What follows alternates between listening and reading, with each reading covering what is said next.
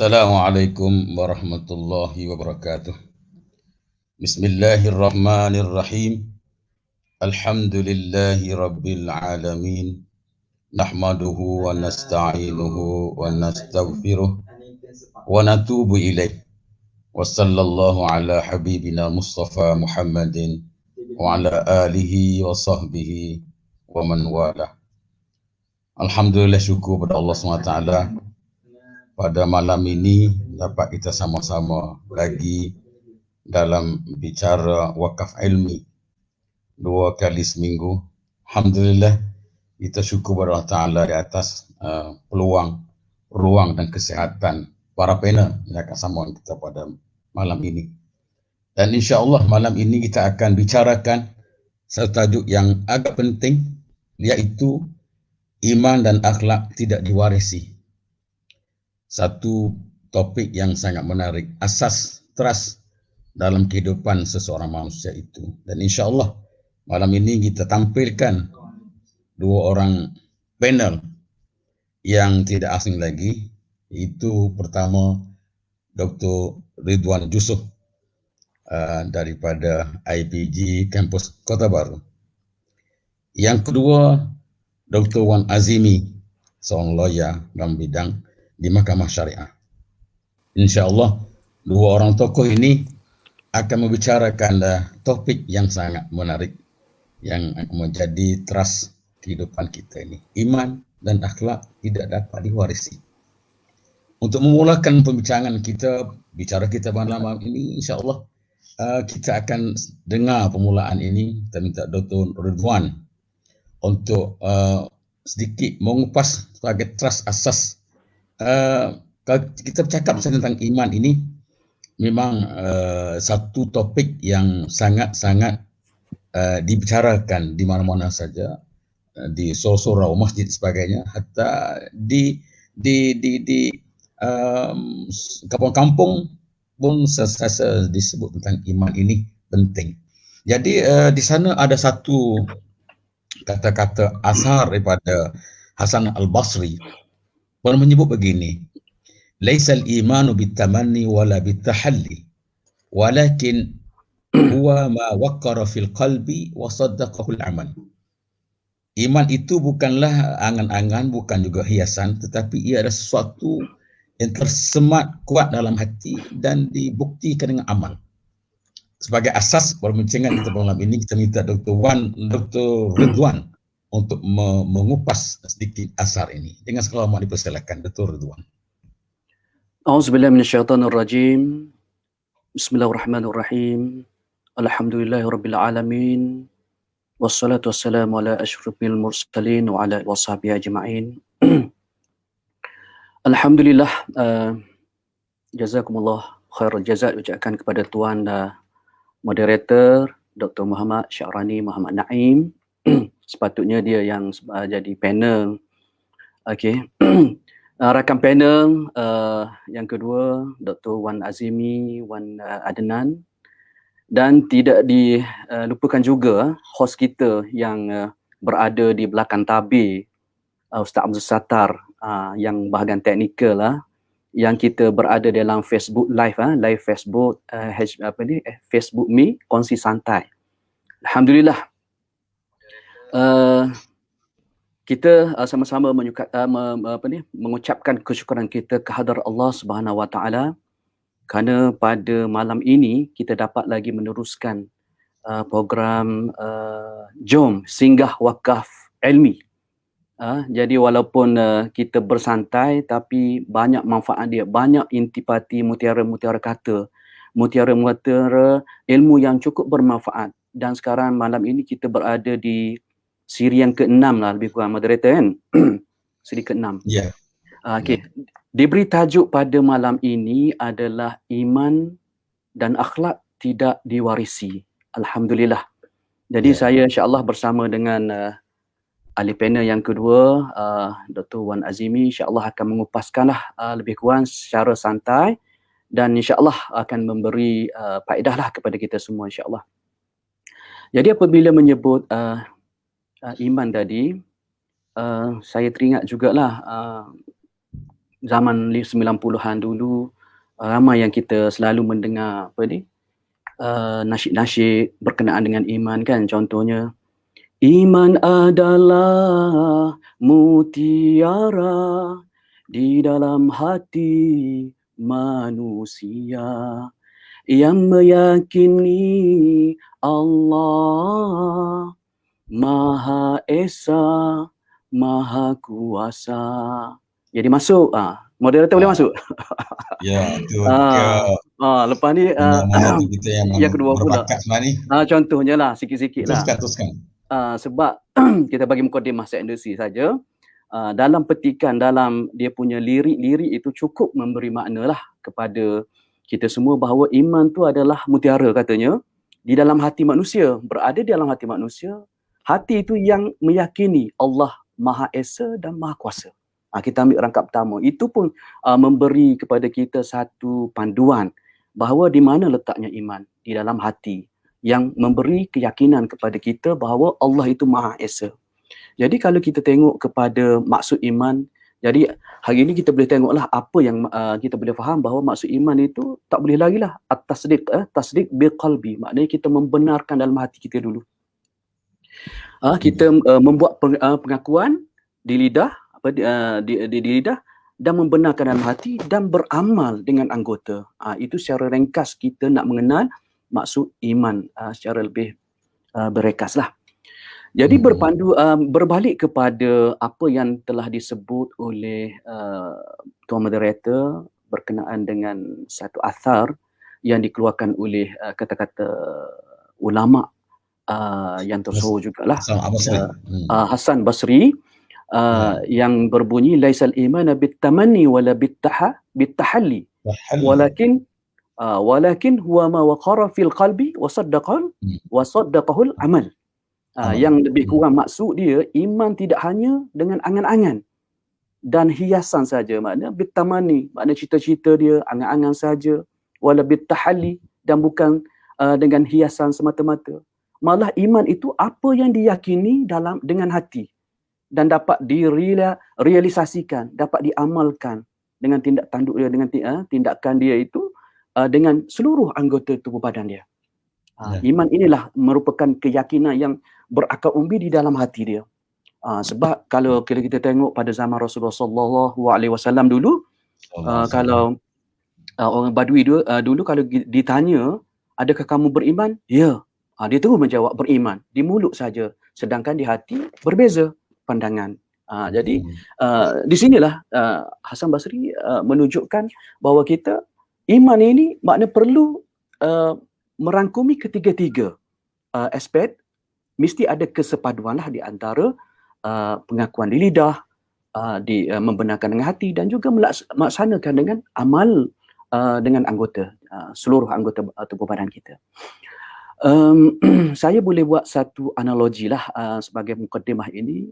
Bagaimana penilaian lah, nilai iman itu kita kaitlah sedikit perumpama dengan wang ringgit kan, ataupun benda-benda lain lah. Kalau kata bitamani bitahali dengan perhiasan tadi, wang.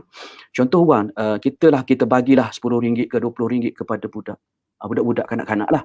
Mereka akan seronok deh. Kalau kita bagi duit, memang dia seronok lah. Sebab dia kata wang itu ada nilai. Kan? Ada nilai di sebalik dia boleh membeli makanan-makanan dia, beli permainan dia, apa semua kan. Dan kita cuba kaitkan dengan iman. Iman pun ada nilai juga. Maknanya kalau iman itu, kalau ada bagi seseorang itu yang memperoleh iman, di mana persamaannya? Dari segi nilai. Tak adalah nilai. Maknanya kalau wang ringgit ada nilai untuk kanak-kanak. Tapi kepada orang dewasa pun ada juga. Macam kita nak bagi Tuan Moderator, bagi RM10,000. Mesti nak deh. Mesti nak sangat. Nak sangat. Kalau gaji RM20,000, rasa mesti mikir nak benda lain dah. RM20,000 kalau sebulan RM20,000, rasa nak tambah rasa. Kalau duit banyak, rasa nak tambah. Jadi itulah maknanya ada nilai pada wang ringgit kan. Okey, kita nak analogikan kepada iman. Iman pun dia ada nilai yang tinggi di sebaliknya.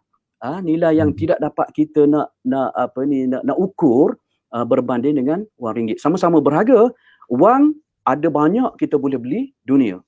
Manakala iman, kita nak beli apa? Nak beli syurga. Nak beli, nak menebus harga syurga. Allah SWT janji kepada mereka yang betul-betul boleh beriman, percaya kepada Allah SWT dan semua yang ada dalam rukun keiman itu. Okey, kita tengok wang lagi. Wang ringgit ini, walaupun dia berharga, kan, dia boleh ditukar hak milik dia. Misalnya Dr. Syarani adalah 50,000. Kan, rasa-rasa nak habis nafas dah, maknanya dia boleh bagi kepada, mewarisi kepada anak pinak, mewarisi kepada waris dia. Tapi iman tidak boleh. Iman tidak boleh ditukar-tukar, tidak boleh diwarisi, tidak boleh disedekahkan, kan. Maknanya iman, maknanya seorang individu kena cari sendiri. Kena beroleh sendiri, kena belajar, kena memahami bagaimana nak memperoleh iman. Ya, Tuan. Sikit. Nak minta tolong Dr. Ridwan beri sedikit lagi penekanan di ujung tu wasaddaqahul amal. Iman itu ma waqara fil qalbi wasaddaqahul amal. Dibuktikan dengan amal, dibuktikan dengan perbuatan. Cuba Dr. Ridwan jelaskan sikit lagi. Okey. Maknanya bukan setakat dia mengaku dengan lidah dia saja, mengaku dia kata dia beriman, dia apa semua. Okey, kalau orang kata sudah memahami tak dia punya, percaya tak pada Allah Taala? Contohnya lah, percaya tak pada Allah Taala? Percaya. Dia kata percaya, kan. Lepas tu dalam hati dia, kan, dia ada lagi misalnya ada ragu-ragu. Kalau ada ragu-ragu, kata semayang tak? Percaya pada Allah tapi semayang tak semayang. Kalau rukun-rukun yang lain, keluar zakat tak keluar zakat, puasa tak, tapi dia percaya. Maknanya terbatas lagi. Maknanya dia tidak boleh menzahirkan bahawa perlakuan dia itu dengan amalan yang betul. Maknanya tidak menyeluruh. Tidak menyeluruh. Maknanya tidak komplit dari segi keimanan dia lah. Jadi tersangkup di situ. Maknanya terhalang dia punya keimanan keseluruhannya. Jadi maksudnya, saya sambung. Dr. Ridwan, maksudnya apa yang dia percayai dalam hati dia tu perlu dibuktikan dengan perbuatan. Ya, betul. Maknanya mesti komplit ketiga-tiga, mesti ada kesepaduan, integrated dia panggil, kan. Ketiga-tiga dia punya elemen tadilah, dia punya pengakuan di lidah, membenarkan hati dan juga melakukan segala bentuk tindakan-tindakan atas kepercayaan dan juga keyakinan dia. Okey, Dr. Ridwan. Dr. Ridwan. Okey, kita rasa sampai kat situ sudah kita faham bahawa iman itu mana ungkapan mesti dibuktikan. So sekarang ni kita nak pergi kepada untuk melihat akhlak pula, akhlak. Sebab tajuk kita iman dan akhlak. So kita minta Dr. Wan Azimi.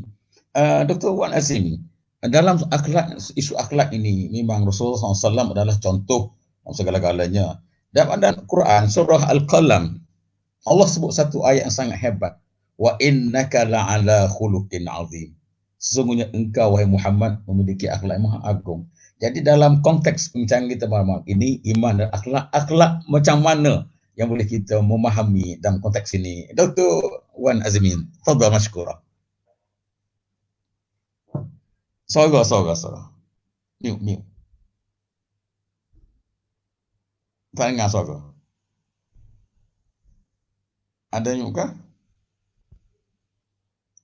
Host ada mute kah? Mute, itu okey. Tak ada sorga. Tak keluar sorga Dr. Azmi. Tak ada sorga. Cek sikit. Belum keluar suara. Tes. Okey. Okey. Pakai mic. Boleh. Boleh pakai earphone. Ya, okey. Try. Okey. Boleh. Okey, boleh. Cantik. Silakan Dr. Wan Azim, silakan. Okey, bismillahirrahmanirrahim. Alhamdulillah. Wassalatu wassalamu ala Rasulillah wa ala alihi wa sahbihi wa man da'a bi da'watihi ila yaumiddin. Terima kasih kepada Tuan Moderator, Tuan Dr. Syarani, ahli panel yang pertama Dr. Muhammad Ridwan. InsyaAllah tajuk yang kita bincang ni satu tajuk yang begitu baik sebagai satu asas lah sebelum kita orang panggil bincang tentang isu-isu yang menyentuh tentang hubung kait iman dan juga akhlak ni. Jadi saya menyokonglah pandangan ahli panel pertama bahawa memanglah biasa orang tengoknya tajuk apa yang nak diwarisi kepada anak. Biasanya dia tengok harta. Harta itulah satu perkara yang lebih utama. Berbanding dengan orang nak bicaranya tajuk apabila kita mati ni sebenarnya apa yang kita nak tinggal. Seharusnya kita melihat bahawa ada ayat yang lain, ada hadis lain yang menyebut bahawa apabila mati anak Adam ni maka yang tinggalnya ada 3 kan. Jadi antaranya waladun soleh, anak yang soleh. Jadi kalaulah kita bincang tentang anak yang soleh ini sudah semestinya ada ciri-ciri anak yang soleh itu sendiri yang sentiasa mendoakan kepada kedua ibu bapanya, maka ianya hendaklah berteraskan kepada iman dan berteraskan kepada akhlak. Jadi inilah seharusnya kalau kita sebut aspek pendidikan anak, maka seharusnya kita fikir sebagai seorang ibu bapa ataupun seorang pendidik, maka kita pastikan bahawa anak kita ini ada ciri-ciri akhlak dan imannya adalah selaras dengan kehendak Islam. Itu asas. Soalan yang dituju pada saya ni adalah berkaitan apa itu akhlak. Akhlak ni semudahnya kita faham ianya adalah adab. Akhlak ni adalah adab. Yang itulah Qurtubi mentafsirkan dalam tafsirnya apabila khulukun tu merujuk kepada adab. Jadi kalau kita tengok dalam saranan Nabi sendiri pun hadis Nabi ikramu auladakum wa ahsinu adabahum. Hendaklah kamu muliakan anak kamu dan juga hendaklah memperelokkan adab mereka. Jadi adab ini merujuk pada khuluk. Kita pakai akhlak, perkataan asasnya lam qaf tadi. Asasnya gini ya, kalau kita tengok dalam Imam Ghazali Imam Ghazali ni apabila sebut tentang tasawuf ni, kita pada yang kita rujuklah kitab Ihya Ulumuddin ataupun ringkasan dia disebut bimbingan mukmin. Terjemah bahasa Melayu kita. Mau'izatul Mukminin. Jadi kalau kita nak faham, kalau kita baca buku ni, kita boleh faham sebenarnya akhlak ni adalah merupakan tabiat. Tabiat manusia yang asalnya berada dalam diri dia. Tetapi bagaimana sebut Imam Ghazali, apabila kita tengok pada sudut tingkah laku dia, maka ianya boleh kita baca bahawa orang yang mempunyai tingkah laku sedemikian itu adalah merupakan orang yang mempunyai akhlak yang baik, akhlak mahmudah. Contoh. Kita ambil contoh musim-musim sekarang. Musim zaman orang akad daerah putih ni, contohnya. Ya, contoh. Orang kan isu semasa ni. Apabila kita tengok daerah putih, apakah sebenarnya tindakan kita? Kalau tindakan kita ni automatik kita rasa orang dekat daerah putih mesti ada masalah dia ni. Dia perlu pada bantuan. Maka apabila orang yang mempunyai hati yang baik ataupun mempunyai akhlak yang baik tadi, tabiat yang baik, maka automatik pemikiran dia macam manakah seharusnya dia membantu tanpa memikirkan keuntungan duniawi. Tu. Kalau kita duk congok dengan habis pitih, dia beli telur, dia beli berah, dia beli sarding, habis pitih 100 yang rugi banyak mana. Itu ada masalah pada sudut hati. Belum nampak kalau kita relate bahawa kalau orang sifat demikian, tengok dulu. Sebelum dia menggerak hati dia untuk menolong orang yang berada kesusahan, maka inilah sebenarnya apa yang disebut Imam Ghazali mengatakan bahawa inilah akhlak yang sebenarnya merupakan asasnya ada sifat pada hati, tetapi ianya terbit pada sudut tingkah laku dia. Dan ia tingkah lakunya asasnya berasas pada nawaitu yang ikhlas lah. Yang ikhlas. Itu pada sudut kita sebut apa yang disebut oleh Imam Ghazali. Kalau biasanya kalau orang bincang tentang apa maksud akhlak ini, ianya merujuk pada satu hadis Nabi. Hadis Nabi Sayyidina Umar meriwayatkan ma huwal iman, ma huwal Islam, ma huwal ihsan. Jadi perkataan al-ihsan itu adalah merupakan antara yang disebut oleh ulama mengatakan inilah konsep yang disebut akhlak ataupun sifat Islam, akhlak itu sendiri yang merujuk kepada sifat ihsan. Apa maksud ihsan? Nabi kata anta'budallah ka'annaka tarahu fa in lam yakun tarahu fa innahu yaraka. Maksud dianya dalam konsep ihsan ni maksudnya adalah kamu menyembah Allah seolah-olah perasaannya ialah kamu melihat Allah. Sekiranya tidak dapat bersifat demikian, berpandangan demikian, maka hendaklah kamu beryakinan bahawa kamu Allah melihat kamu. Itu sifat ihsan. Maknanya dia orang yang ihsan ini adalah orang yang berakhlak ini adalah sudah semestinya ianya mengharapkan redha Allah Taala. Membuat kerja Dr. Wan Azimi. Sekatu dia. Dr. Wan Azimi. Bukan ini nak bukan sekatu. Sebenarnya kita nak biar Dr. Wan Azimi tekan lagi maknanya akhlak tu adab lah. Akhlak tu adab. Akhlak tu adab. Jadi kalau akhlak tu adab tu maknanya bagaimana adab itu boleh menjadi seseorang itu jadi baik. Macam mana seseorang itu akan jadi baik dengan adab tu? Jumpa cerita sikit. Okey. Asasnya kita faham bahawa apabila sebut tentang akhlak Islam, maka sudah semestinya apa sahaja yang Islam gariskan di dalam berasas kepada as-sunnah, Quran as-sunnah, maka itulah merupakan ruang lingkup akhlak Islam. Mudah fahamnya kita ambil pandangan, kita ambil pandangan yang ada hubung kait dengan iman tadi. Sulaiman Haji Yassin dalam penulisan dia. Yeah. Apakah yang dimaksudkan dengan akidah? Akidah dia kata apa sahaja perkara dan nilai-nilai yang diyakini, yang diminta oleh Al-Quran dan Sunnah itu diyakini, maka itulah termasuk dalam akidah. Jadi nak sebutnya apa sahaja perkara yang ada dalam iman, nilai yang dalam Quran Sunnah, maka itulah seharusnya menjadi pegangan kita ataupun amalan kita. Itu saja. Okey, jelas. Aku semua jelaskan ni, iman, akhlak sudah kita jelaskan. Satu isu yang sebut saja keimanan ini, dan tajuk ini bersebut iman dan akhlak tidak diwarisi. Bukan senang diwarisi. Bukanlah benda yang dapat dibawa oleh seseorang itu oleh orang lain, ataupun orang lain dah ada, kita akan bawa yang sama. Tak semestinya.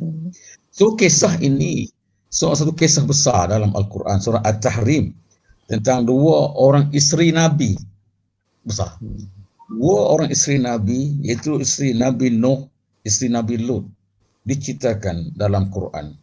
Wa daraballahu masalan lilladzina kafaru imra'ata Nuhin wa imra'ata Lutin kanata tahta 'abdaini min ibadina salihain fakhanatahuma falam yughniya anhuma minallahi syai'a wa qila dukhulan nar ba'da dakhili. Kita nak Dr. Ridwan cuba jelaskan kepada kita isteri Nabi ni, isteri Nabi Lut, isteri Nabi Nuh, tapi dua orang isteri ini Allah sifat sebagai wanita yang paling jahat adalah dua orang isteri Nabi. Dr. Ridwan, saya jelaskan, kita nak faham bagaimana iman yang ada pada Nabi Lut atau Nabi Nuh tak dapat diwasi oleh isterinya. Silakan Dr. Ridwan. Okay, bismillahirrahmanirrahim. Wa bihi nasta'in. Terima kasih kepada Tuan Dr. Moderator, Dr. Syarani. Okey, jelas soalan tu memang jelas lah kepada kita.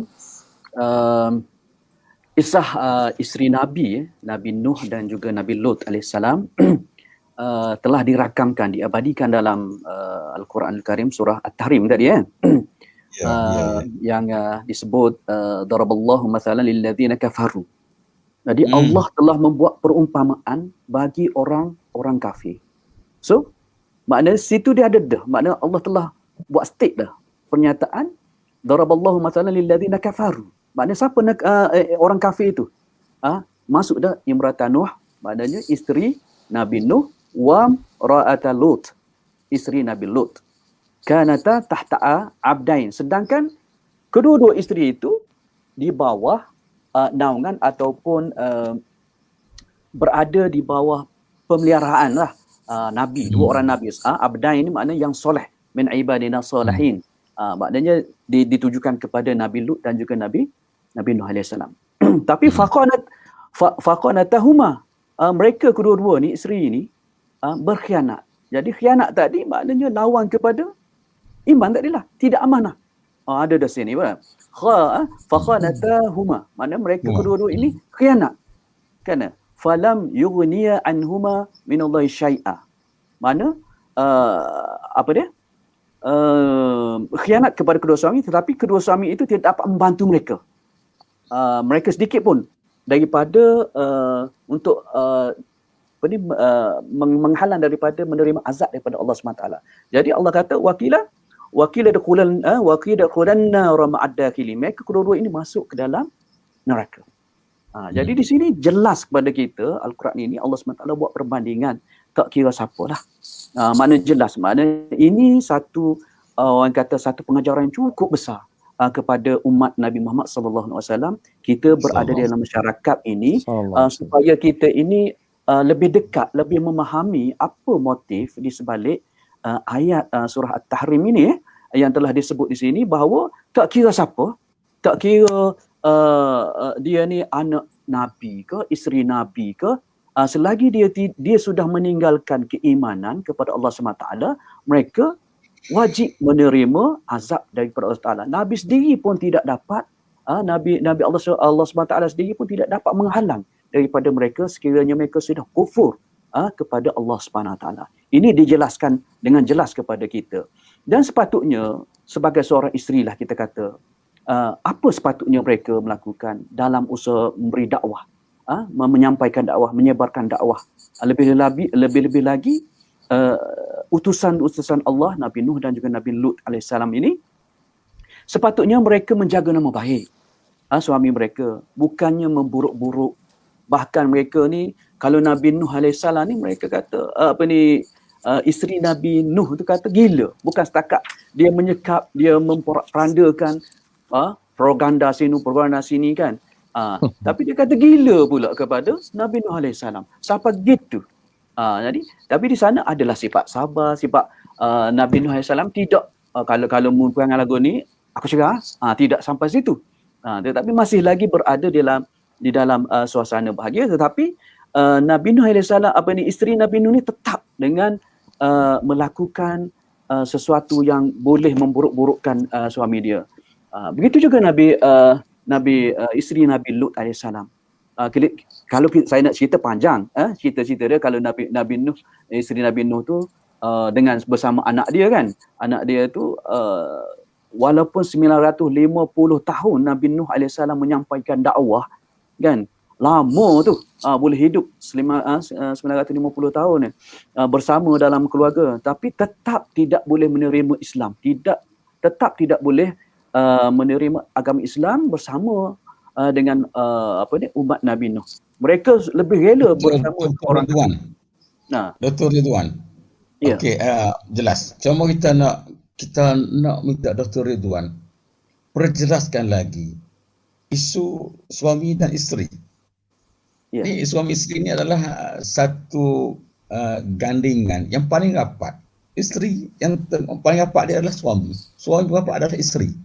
Tetapi soal keimanan ini, walaupun suami itu adalah Nabi, tetapi tak dapat juga dia mewarisi. Jadi cuba kita nak minta Dr. Ridwan jelaskan lagi apa yang berlaku dalam masyarakat pada hari ini. Mana itu Nabi, mungkin dalam masyarakat pada hari ini ada cikgu, ada ustaz, ada ilmuwan tu dan sebagainya.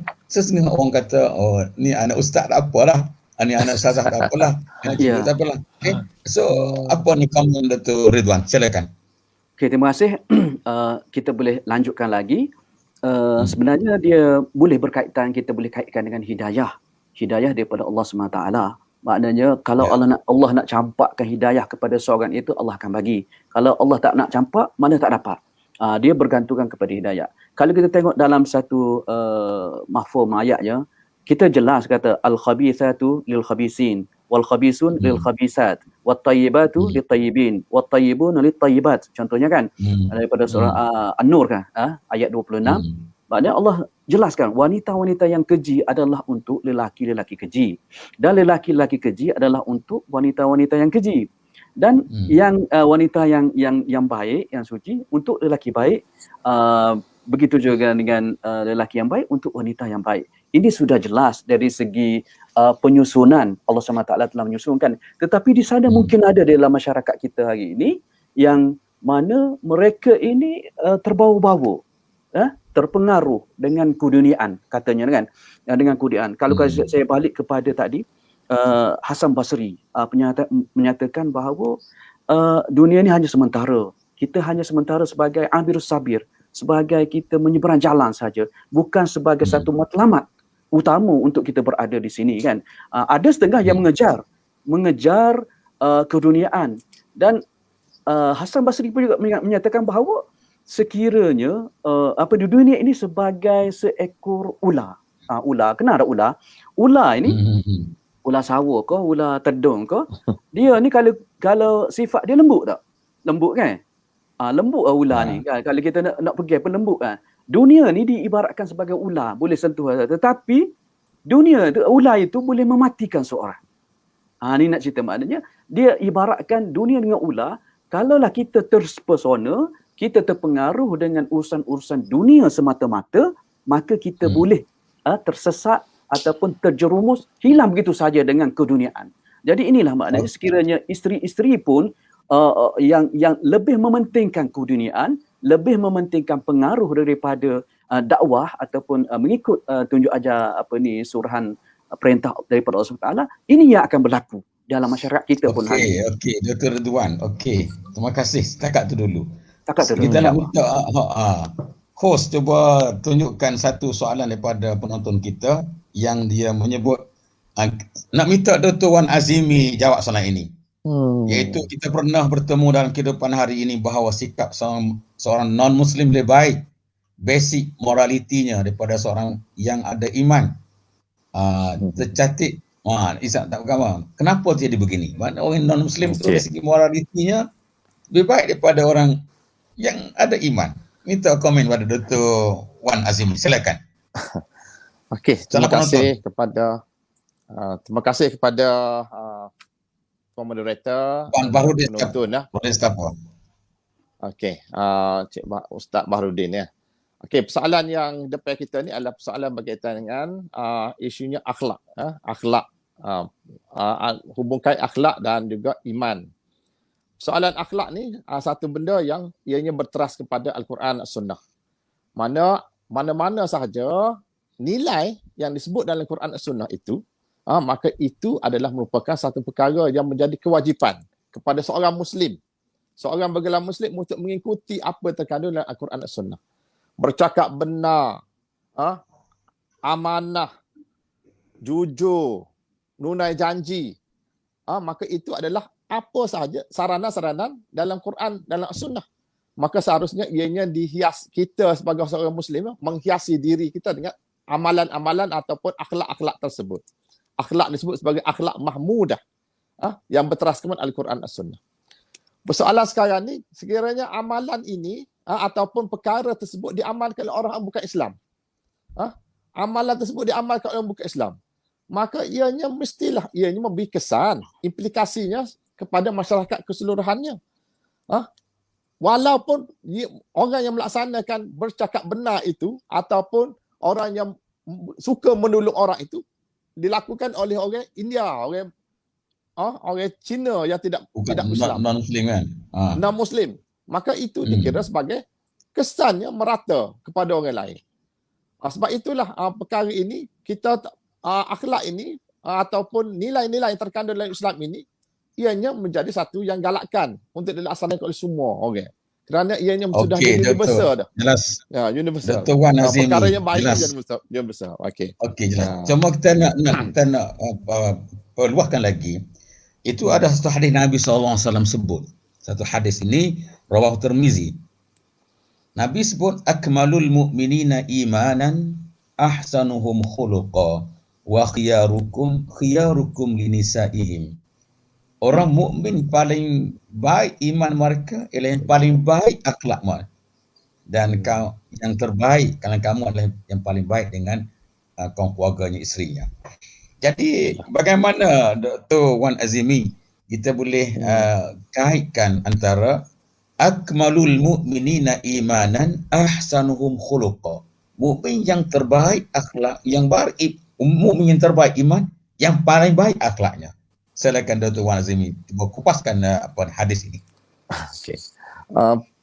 Isu yang yang dilontarkan berkaitan dengan status lah, pada sudut status. setakat manakah seorang Muslim A, Muslim B ni masing-masing pada sudut zahirnya ataupun zahir ni dianggap sebagai Muslim. Namun pada sudut siapakah yang lebih baik, maka penilaian yang Islam dasar pada hadis tersebut meletakkan bahawa antara Muslim dengan Muslim lain ni adalah ianya terletak pada akhlak. Aspek ini kerana kesan dia. Kesan dia. Dan kalaulah kita melihat pada sudut kesan akhlak ini ianya bersifat merata,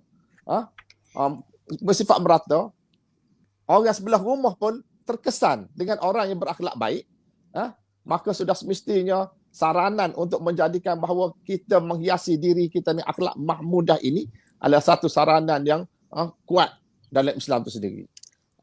Sebab itulah dalam aspek menghiasi diri dengan akhlak mahmudah ni adalah kerja semua orang. Kerja semua orang. Khususnya bagi tujuan untuk memberi kesan pada orang lain. Sebab apa? Sebab antara besar kesan ataupun keimanan kita ni ada hubungkan dengan akhlak ni, kita yakin bahawa setiap perbuatan kita ini adalah ianya akan dipertanggungjawabkan. Apatah lagi sifat kita diberi peringatan oleh Rasulullah. Kullukum ra'in wa kullukum mas'ulun an ra'yatihi. Setiap kamu ini, setiap seorang Muslim itu adalah merupakan pemimpin. Dan kepimpinannya akan dipertanggungjawabkan oleh Allah Ta'ala. Maka kalau aspek ini, sudah semestinya orang yang menjadi pemimpin ini, orang panggil kalau sudut analisis, sudut konsep pengurusannya, hendaklah ia memberi kesan pada orang yang dipimpin. Kesannya mestilah kita kesan yang baik.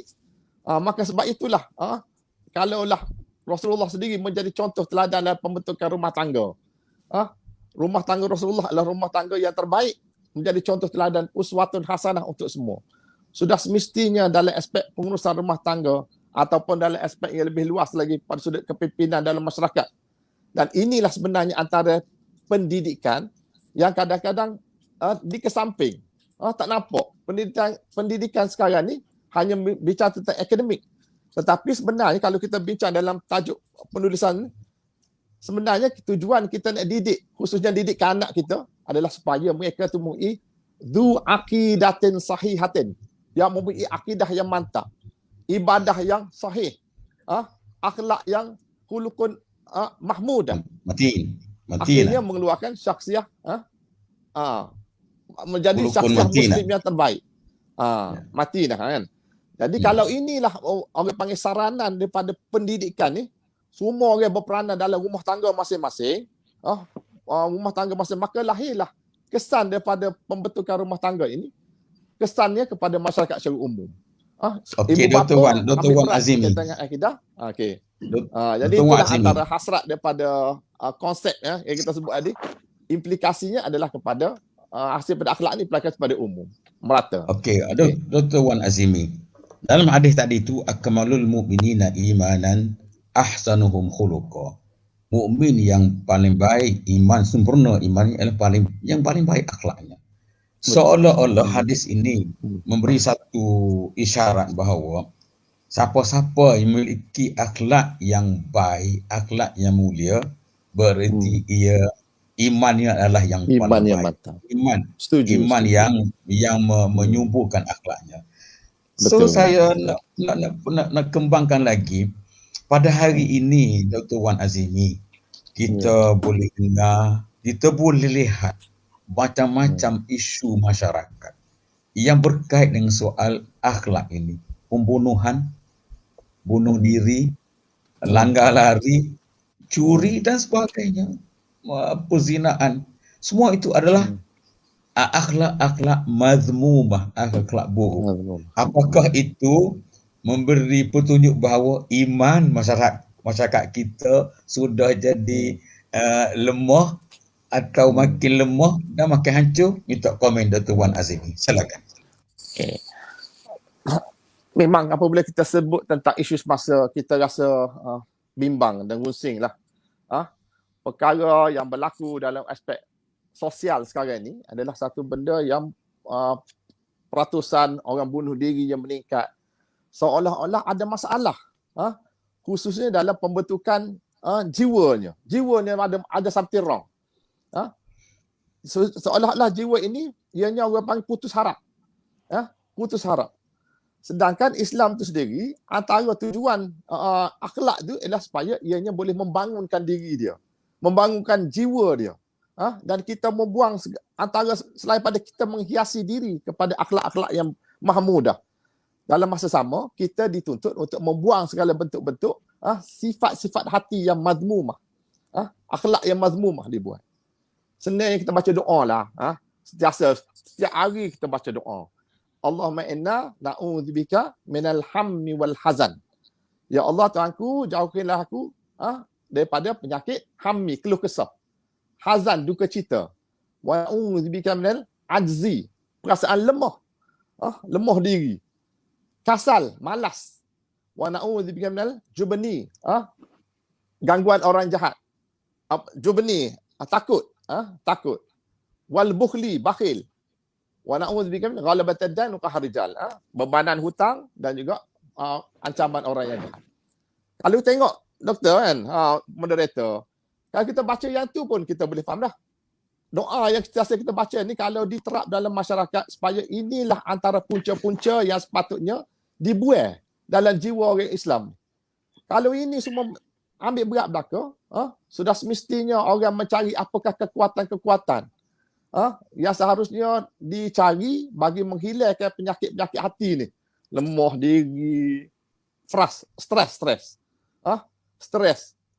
Maka inilah punca-punca yang bawa kepada gejala-gejala yang disebut tadi. Disebut Dr. Wan Azimi dan sebagainya. Okey. Ada satu hadis lagi. Saya pun nak minta komen dua. Satu hari Nabi sebut, man kana yu'minu billahi wal yaumil akhir falyakul khairan aw liyasmut.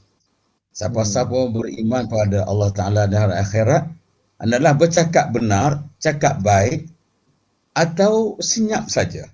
Okey. Saya nak minta komen kedua-dua ahli panel ini. Apa pandangan antum berdua panel tentang hadis ini? Sila Dr. Ridwan dulu. Dr. Ridwan dulu, Dr. Ridwan. Okey, terima kasih. Tuan Moderator, berdasarkan kepada hadis yang telah dibacakan tadi, man kana yu'minu billah wal yawmil akhir. Barang siapa yang beriman dengan Allah dan hari akhirat. Ada dua di situ kan. Barang siapa yang beriman kepada Allah dan hari akhirat. Kenapa dia Allah tidak sebut lagi beriman dengan kitab, rasul apa semua kan. Tapi di situ pun sudah jelas. Barang siapa yang beriman kepada Allah dan hari akhirat, maknanya sudah ada dia punya titik point yang utamalah. Beriman kepada Allah automatik maknanya beriman kepada kitab, rasul, malaikat dan sebagainya. Dan hari akhirat pun ada sebab-sebabnya diletakkan di situ kan. Tapi kita ambil kat belakang tu ada tiga lah. Falyakul khaira aw liyasmut. Yang ini aw liyasmut atau liyaskut, ada dua riwayat kan. Hendaklah kamu bercakap benar, bercakap baik. Dan juga kalau tak boleh bercakap baik, lebih baik kamu diam. Tapi masyarakat hari ini semua dia beranggapan dia tahu belaka. Walaupun dia jahil, dia bukan alim, tapi dia nak bercakap juga. Orang dia tak tahu pun dia nak bercakap. Soal politik dia nak bercakap. Soal ekonomi dia nak bercakap. Semua pendidikan dia bercakap. Sedangkan ilmu tidak ada. Di situ Rasulullah sudah memberi penekanan bahawa kepada kalau kita tak tahu, kita kena belajar. Dan kalau kita tak tahu, lebih baik kita senyap. Bagilah kepada ahlinya. Kalau orang pendidikan, bagi Dr. Syarani. Kalau orang ekonomi, bagi pakar ekonomi. Dan di situ baru kita boleh mencernakan satu masyarakat yang betul-betul faham dan juga bertamadun. Maknanya kita bukan kita nak goreng belaka. Sebab itulah kita masyarakat jadi huru-hara, sebab kita nak tunjuk pandai belaka. Bukan ahli memegang tampuk ataupun pos yang tidak berhak dia pegang. Jadi hadis itu saya boleh hurai situ, banyak lagi. Kita bagi Dr. Wan Azimi pula. Dr. Wan, okey. Dr. Wan Azimi silakan. Sikit komen. Soalan berkaitan dengan bercakap benar ni, falyakul khairan, bercakap yang baik ni, ataupun berdiam diri. Asasnya kita diminta supaya apa-apa percakapan kita hendaklah ianya benar. Ianya terkandung dalam aspek mempunyai aspek yang kebenaran. Dan kebenaran ni memang asasnya kalau merujuk pada Al-Quran, sudah semestinya ianya bertaras kepada Al-Quran dan Sunnah lah. Tetapi kalaulah ianya menyeleweng pada apa yang ada dan nilai, kita sebut ada nilai dalam Al-Quran, maka itu sudah semestinya ia satu yang dilarang dan sepatutnya tidak menjadi amalan. Jadi persoalan inilah, kalaulah orang yang jahil bercakap tentang sesuatu yang dia sendiri tidak tahu, maka sudah semestinya ia membawa kepada banyak silap faham. Banyak kesilapfahaman. Maka lebih baik ianya berdiam diri, senyap. Boleh membawa kepada kemudaratan pula. Membawa kepada kemudaratan. Kan? Orang pegang pula sebab atas status. Sekarang ni orang pegang orang berdasar pada status. Pegang pandangan dia berdasar pada status. Tapi poinnya sebenarnya kita kena ingat. Kita kena ingat apa tindakan kita, apakah pendirian kita pun, kita yakin bahawa semua sekali ini akan dihisab oleh Allah Ta'ala. Wala taqfu ma laysa laka bil ilm inna sam'a wal basara wal fuada kullu ulaika kan anhu mas'ula. Surah Al-Isra. Apa sahaja pendirian kamu, hendaklah kamu buat pendirian berdasar pada ilmu. Pendirian kamu berdasar pada ilmu. Jangan kamu ambil satu pendirian berdasar pada ikut-ikut orang. Awak tengok orang tu pakai cantik, ada serban, jubah, maka kita ambil belaka apa yang keluar ya. Maka laisal iman bitamani wala bitahalli. Ya, tengok pada sudut zahir apa yang dikeluar pada mulut maka terima belaka. Maka ini kita kena ingat, adakah itu berasas kepada ilmu, berasas kebenarannya sebenar. Maka itu je pendirian saya. Okey. Terima kasih. Itu maknanya hadis itu memang begitulah kupasan untuk menarik perhatian kita semua bahawa mana soal bercakap ini mesti ada asas, mesti ada ilmu, mesti ada sifat takut pada Allah Ta'ala. Bukan kata sekadar nak cakap saja, nak tulis saja, nak apa buat saja tanpa ada asas. Tapi mesti ada asas. Asas pertamalah iman Allah Ta'ala, takut Allah Ta'ala, takut pada balasan Allah SWT, apa-apa yang kita nak katakan itu. Kalau tidak ada apa-apa, kita senyap saja. Itulah akhlak orang yang beriman. Sidang penonton serta pelayar semua, insyaAllah kita masih lagi dalam perbincangan ini. Saya nak pergi kepada Dr. Muhammad Ridwan. Ya. Akhlak ini memang sangat penting, ya. Akhlak sangat penting.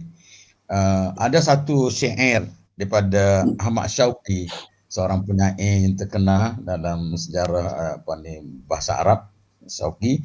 Kata dia dalam satu syair, innamal umamul akhlaqu ma baqiyat wa fa in humu zahaban akhlaquhum zahabu. Manakah umat itu akan tertegak bagaimana akhlaknya ada, akhlaknya masih kekal. Jika akhlaknya hilang, maka umat itu akan hancur. Jadi kita nak dengar kupasan Dr. Muhammad Ridwan, sejauh mana akhlak yang sangat penting dalam membina satu ketamadun masyarakat itu, sehingga sampai begini disebut oleh seorang tokoh penyair Mesir itu. Silakan Dr. Muhammad Ridwan. Silakan.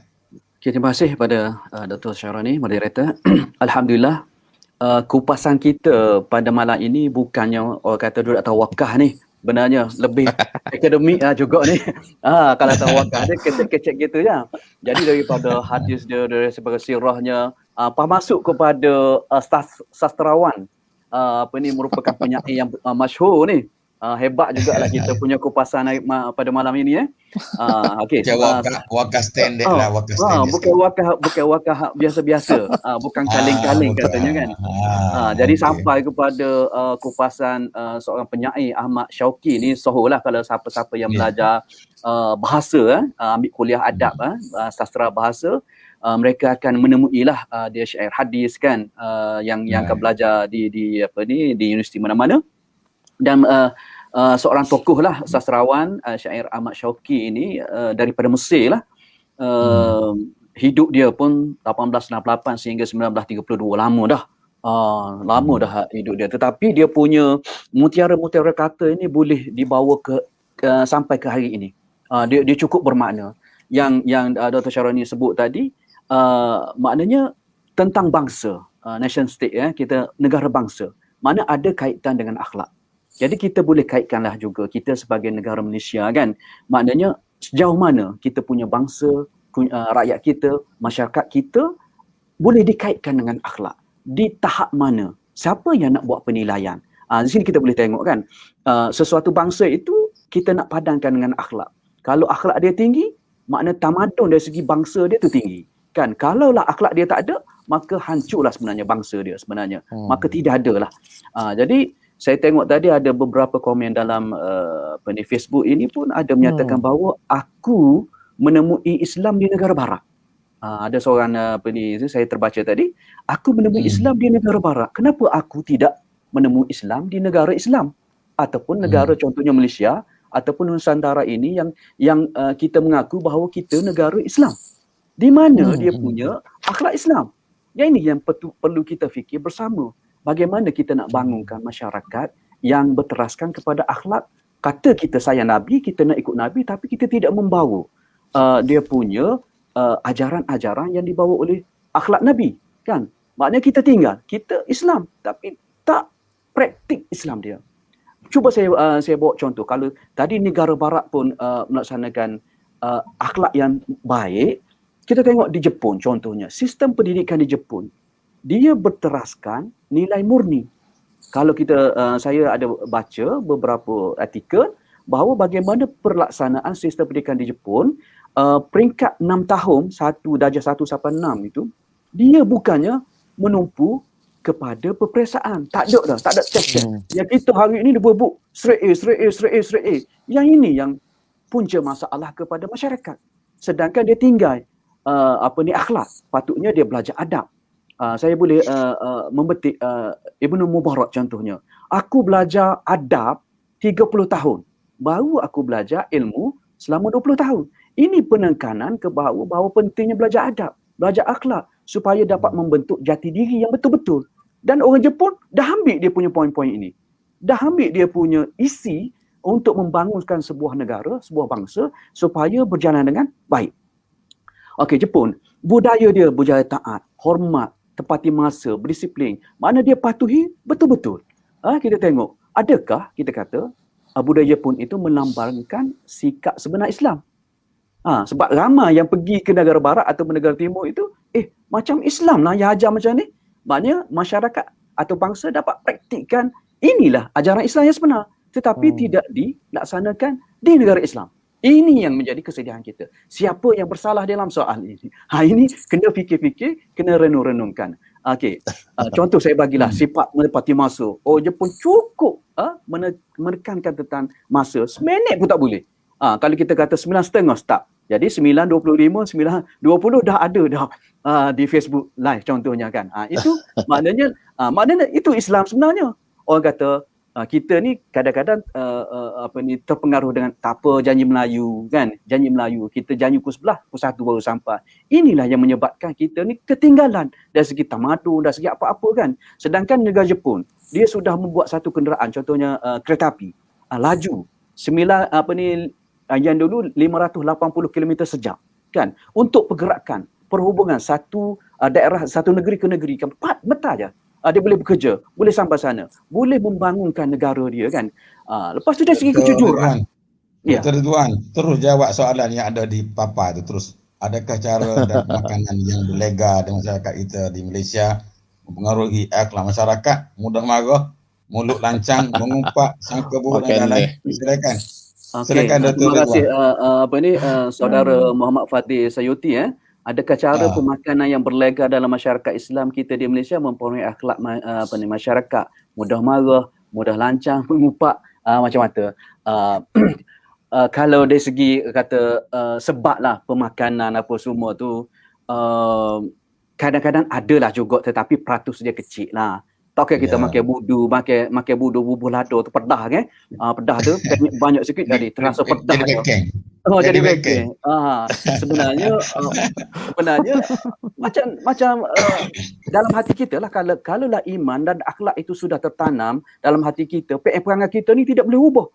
Dia bukannya melalui pemikiran. Maknanya iman lah kan. Iman hati ni dia sepadu kan.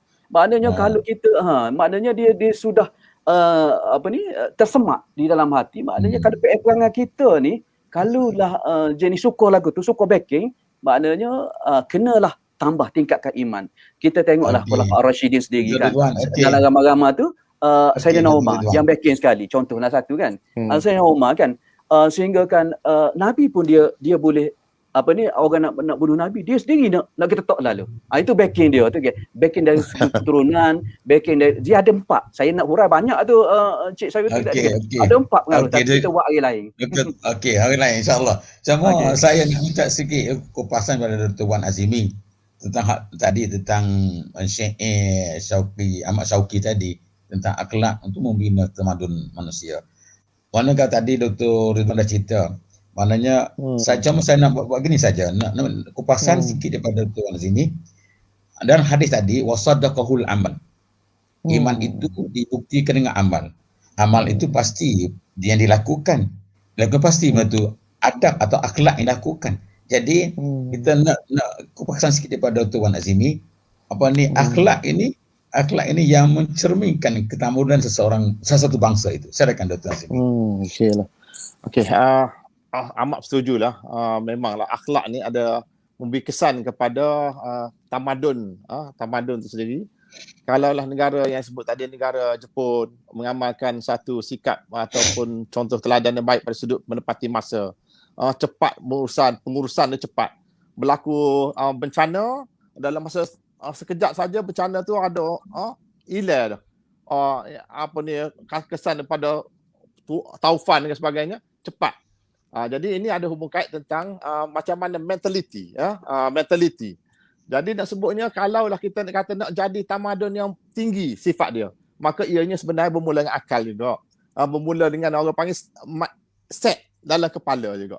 Sebab itulah dalam aspek ni, kalau orang Islam ni yang ada hubung kait dengan iman tadi, akhlak dengan iman tadi, sudah semestinya lebih lagi darjat dia sekiranya ia meletak aspek kepertanggungjawaban tadi. Aspek kepertanggungjawaban. Jadi kalau orang Islam ni menganggap bahawa hendaklah kita kerja sehabis baik. Kerja kita hendaklah sehabis baik. Kalau kita tolong orang sungguh-sungguh. Bukan tolong orang dengan ada nawaitu lain. Maka sudah semestinya aspek tersebut beri kesan kepada masyarakat. Dan inilah bermula dengan orang panggil nawaitu dan mindset lah. Nawaitu yang ikhlas dan meletakkan bahawa mindset yang paling tinggi, mindset dia bagi tujuan untuk mendapat redha Allah Ta'ala. Maka ini sebab itu kita buat secara itan, buat secara bersungguh-sungguh. Jadi barulah mencapai tamadun yang kita sebut tadi. Kalau buat sambil lewat, kita tak akan capai tamadun itu sendiri. Okey. Jadi akhlak dalam Islam termasuklah juga aspek dalam beritqan, bersungguh-sungguh itu sendiri. Itu satu pandangan lah. Sudut pandangan saya. Okey, Dr. Wan Azimi. Terima kasih. Sekarang ni kita sudah berada di hujung pembincangan. Cuma saya nak kemukakan sikit tentang isu-isu yang ada pada hari ini. Nak tengok sejauh mana perkaitan antara iman, akhlak itu dengan isu-isu yang ada depan kita berhari. Kita akan dapati macam-macam isu yang menyentuh soal keimanan ke akhlak ini. Contohnya soal ajaran sesat. Ajaran sesat. Tentang isu tidak faham keimanan ini. Tidak faham keimanan. Apa iman itu yang mempengaruhi hidup dia, tak faham. Dan dua isu tu, tidak faham tentang keimanan yang akhirnya lahir ajaran sesat yang ada kaitan dengan keimanan ini. So di hujung-hujung ini kita minta dulu Dr. Ridwan sikit kupasan tentang soal kefahaman tentang iman, tentang ajaran sesat, kemudian disusuli dengan Dr. Wan Azimi. Silakan Dr. Ridwan. Dr. Sikit kupasan. Ya, silakan. Bismillahirrahmanirrahim. Isu-isu keimanan dan akhlak semasa kan. Ramai yang tidak faham tentang iman, akhlak, ajaran sesat, menghormati sesama manusia kan. Satu akhlak terhadap maknanya dia agama Islam ni syumul makna menyeluruh. Makna bukan kita boleh ambil sebahagian saja. Maknanya kalau dalam aspek akidah, dalam aspek ibadah dan juga aspek kita hubungan dengan Allah, dengan kemasyarakatan ini mesti diterapkan juga. Jadi kita tidak boleh tinggal ambil separuh. Kadang-kadang dalam politik pun kita kena masukkan juga bagaimana dia boleh mengawal, kontrol bagaimana pengurusan secara Islam yang betul, bagaimana muamalah. Jadi kita tak boleh nak bagi-bagi. Macam Dr. Wan Azim sebut tadi kan, ini puak ni, ini puak ni. Jangan berpuak-puak. Maknanya dalam kita nak membagikan sesuatu tu, kita kena buang semua. Tidak ada tim A, tim B, tim A. Jadi Allah SWT dan Rasul juga memberi ajaran supaya kita ni sama semua. Kalau sebut Islam itu bersaudara, maka mereka berhak menerima apa yang kita sebagai seorang kalau pemimpin lah, bagi sama rata semua. Tidak ada pilih kasih, tidak ada diskriminasi kan. Begitu juga, itulah melambangkan akhlak. Kalau saya nak bawa satu cerita Nabi Muhammad SAW, bagaimana dia berhadapan dengan bapa munafik. Siapa bapa munafik? Abdullah bin Ubay bin Salul. Abdullah bin Ubay Salul. Bagaimana tingkah laku Rasulullah SAW apabila berhadapan dengan Abdullah bin Salul, Ubay bin Salul. Sedangkan dia tahu dah dia adalah bapa segala bapa yang menyebabkan kacabila di Madinah ketika itu kan. Apabila dakwah yang nak dilaksanakan oleh Rasulullah SAW disekat, dibuat macam-macam. Tetapi akhlak Rasulullah SAW apabila dia mati, meninggal dunia, Rasulullah pergi apabila dijemputlah oleh anak dia nama Abdullah juga kan. Abdullah juga yang Islam, semua anaknya. Dia kata walaupun Abdullah bin Ubay ni munafik, tapi anak dia tak semestinya munafik, tak semestinya kafir. Jadi Islam. Tidak mewarisi. Maknanya ada situ. Kita boleh tengok kan. Walaupun munafik, tapi anak dia Abdullah bin Ubay juga Islam, dan ada 2-3 orang lagi anak perempuan Islam. Jadi situ apabila anak kepada Abdullah bin Ubay ni jemput Rasulullah, bapa dia mati, marilah solat. Kan aku nak pinjam nak minta gamis baju Rasulullah. Rasulullah tahu dah dia ni musuh utama. Musuh orang munafik lah, musuh yang paling payah kita nak cegah, nak atasi kan. Tapi Rasulullah pergi juga. Ini menunjukkan akhlak Rasulullah.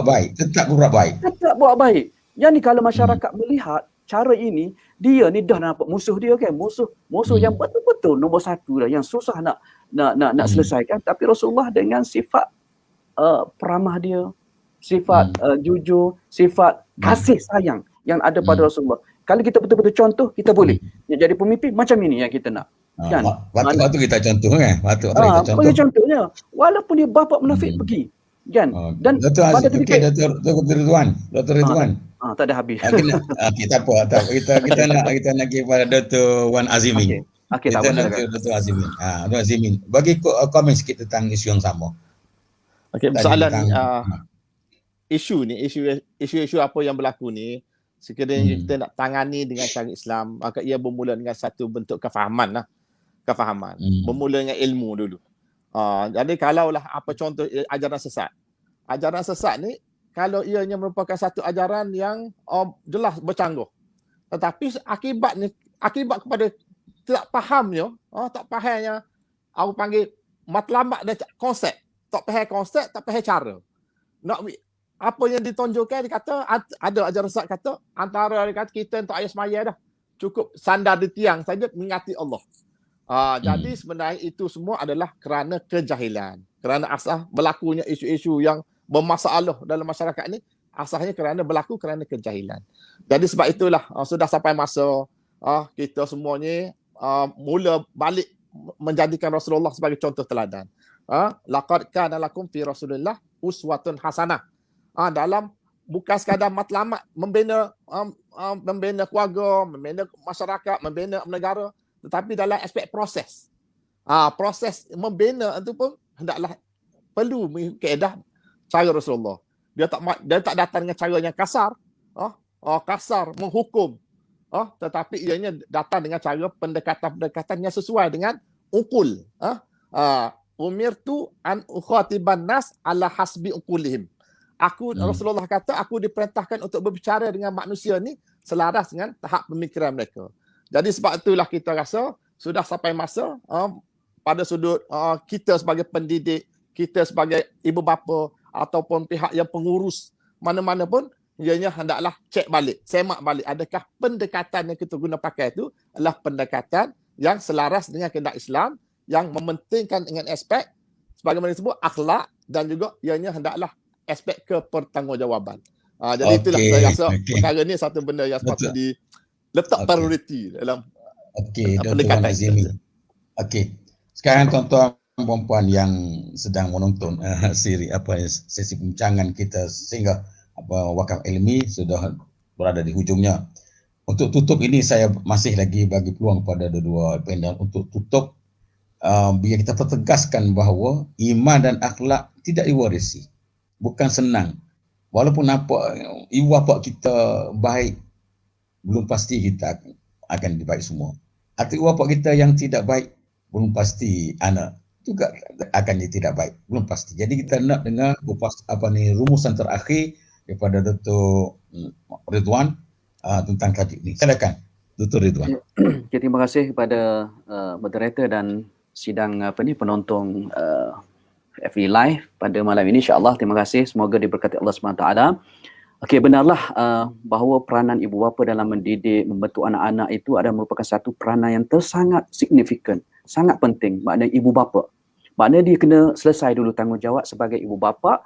Maknanya mendidik daripada kecil sampai besar dengan input-input yang betul lah daripada ajaran akidah, ibadah dan sebagainya. Tetapi itu terpulanglah kepada individu masing-masing. Sebab kita dah beritahu tadi, menekan bahawa iman itu tidak boleh diwasi. Contoh tadi, anak Nabi Nuh dan isteri Nabi Nuh juga tidak mengikut dakwah ayahnya. Dan belum tentulah anak yang lahir daripada pasangan suami isteri yang fasik akan kekal fasik. Tidak. Maknanya kemungkinan yang fasik tadi saya sebut misalnya Abdullah bin Ubay tadi, anak dia soleh. Kalau kita tengok isteri kepada Nabi Nuh dan Nabi Lut kafir, tetapi isteri kepada Fir'aun Asiyah kan? Muslim. Makna di sana, makna itulah dia punya tunjuk-tunjuk bukti-bukti daripada Al-Quranul Karim dan sejarah yang membuktikan bahawa kita perlu melihat di sebalik itu ada hikmah, ada pengajaran yang cukup besar bagaimana untuk kita tetapkan keimanan dan kita sentiasa tingkatkan keimanan kita kan. Adalah beberapa kaedah-kaedah untuk kita meningkatkan keimanan kita. Contohnya lah sebab iman orang awal ini sentiasa turun naik. Yang tak naknya turun semua. Tak silap. Maknanya dengan menghadiri FB Live pada malam ini, insya-Allah akan naik sikit kan. Maknanya gitulah. Insya-Allah ni. Jadi belum tentu anak iman akan jadi imam. Betul? Jelas? Kadang-kadang dia membesar bukan jadi manusia kan. Kadang-kadang jadi penjenayah. Dan anak penjenayah mungkin jadi imam yang besar. Itu maknanya adalah ketentuan. Jadi yang pentingnya kita mesti mengetahui dan kita mesti belajarlah menjadi berdamping dengan para ulama, mendengar kuliah-kuliah macam ini supaya hidayah itu dicampakkan oleh Allah Subhanahu Wa Taala supaya menjadi seorang yang betul-betul mukmin sejati, muslim yang dihormatilah maknanya oleh seluruhnya. Jadi kita jangan biarkan diri kita ini hanyut, tidak berketepian. Itu saja daripada saya kepada moderator semua. Sekian. Terima kasih pada Dr. Muhammad Ridwan. Silakan Dr. Wan Azimi. Saya tak mahu mengulang balik apa yang disebut oleh Dr. Ridwan. Saya setuju sangat. Tetapi paling yang penting kita hari ini membuat satu konklusi bahawa iman dan akhlak ni adalah satu perkara penting dan menjadi tanggungjawab kita semua. Kita semua bagi memastikan kerja untuk membangunkan iman kepada diri kita, anak kita dan masyarakat kita ni, termasuk juga akhlak, hendaklah dibuat secara yang bersungguh-sungguh supaya kita mencapai tamadun yang kita hendak capai, sebagaimana tamadun orang-orang yang ada yang bertamadun lah, yang bertamadun. Sedangkan kita juga kena ingat bahawa walaupun kita rasa masa kita banyak, tetapi hakikat sebenarnya masa kita adalah satu limit. Maka anak yang bawah didikan kita ada had masa dia, maka seharusnya kita menggunakan masa yang ada ni bagi tujuan untuk kita mendidik, mengasuh mereka menjadi akhlak dan mempunyai iman yang berkesan. Sebagaimana kata Syahid Hasan Banna, inna wajibatuna akthar min awqatina. Sungguhnya kewajipan kita ini adalah merupakan lebih banyak daripada masa yang kita ada. Jadi itu saja, saudara moderator. Maaf sekiranya ada sebarang silap salah. Wallahu a'lam. Okey. Terima kasih kepada kedua-dua ahli panel kita, Dr. Muhammad Ridwan Yusof dan Dr. Wan Azimi Wan Adnan, yang telah mengupas tajuk kita pada malam ini, iman dan akhlak tidak diwarisi. So tegas bahawa apa-apa yang telah dibincangkan, dibuktikan, dihujahkan oleh kedua-dua penda tadi membuktikan bahawa iman, akhlak ni bukan diwarisi. Walaupun ibu ayah kita baik, belum pasti anak akan baik. Ibu ayah kita tidak baik, belum pasti anak ayah pun akan tidak baik. Atau sebaliknya juga, kalaulah sesebuah negara itu menjadi kepimpinan yang bagaimana, so belum pasti kepada masyarakat atau rakyatnya. Jadi oleh kerana itu perlu kita jaga, perlu kita bina iman ini, akhlak ini supaya ia benar-benar menjadi tonggak yang betul yang memandu kita ke arah keridhaan Allah Subhanahu Wa Taala. Nabi sebut dalam satu hadis Nabi yang panjang tentang bagaimana membina satu keimanan kepada seorang anak kecil. Ya gulam, ihfazillah yahfazka. Wahai budak, kamu naklah jaga hak Allah Taala, nanti Allah Taala akan jaga hak kamu. Itu satu ungkapan awal bagaimana untuk membina anak kecil lagi tentang keimanan ini. Terima kasih kepada semua, terima kasih kepada dua ahli panel kita, terima kasih kepada jawatan kuasa siar raya media yang telah berkelumus untuk menjayakan program ini. So setakat itu, terima kasih. Aku qauli hadza wa astaghfirullah azim li wa lakum. Wassalamualaikum warahmatullahi wabarakatuh. Waalaikumsalam warahmatullahi wabarakatuh.